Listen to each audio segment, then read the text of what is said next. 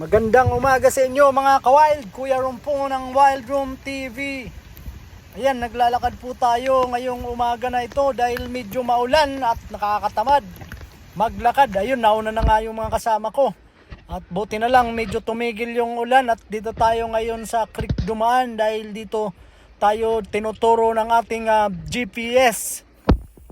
Medyo madulas ang daan kaya ayan, medyo hirap yung mga kasama nating dumaan at maglakad dito dahil medyo maputik.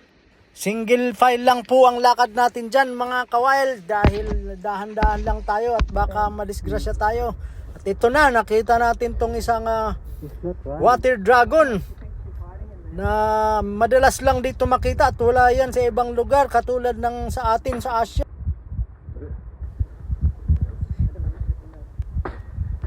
Alam nyo ba mga ka-wild na itong reptile na to ay isang carnivorous o kumakain ng mga maliliit na hayop katulad ng bubuwit at isda. At tanging dito lamang sa kagubatang ito makikita ito at wala ito sa Asia. At ayan mga ka-wild, nagpatuloy na tayo sa paglalakad. Napakaganda ng lugar na to mga ka-wild, puro bato at puro creek. Yan, makikita nyo mga ka-wild, yung lagaslas ng tubig na yun, napakaganda.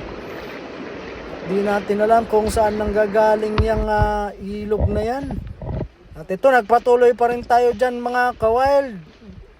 Lakad ng lakad hanggang makarating tayo dito sa mga malalaki na namang bato. At nagtataas ang mga punong kahoy mga ka-wild. At ayan, naglalakad-lakad lang tayo dyan, paakyat ng bundok, naghahanap ng kawalan. Ito, makita nyo mga ka-wild, naglalakihang bato yan. Na di rin alam ng mga kasama kung saan nanggaling. Yan po ang makikita pagka pumasok kayo dito sa pinakamatandang kagubatan sa buong mundo. Ang Daintree Rainforest. Yan mga ka-wild.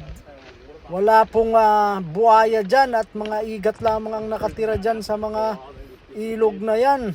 At sinasabi may platypus din dyan pero yung platypus hindi natin makita. Hanggang lang tayo, hanggang paniniwala lang tayo na meron. Mailap kasi yung platypus dito mga ka-wild. At ayan, medyo sumikat ang araw ngayon mga ka-wild. At napagdinisyonan na ata ng aking mga kasama na umuwi na tayo kasi pahapon na rin eh.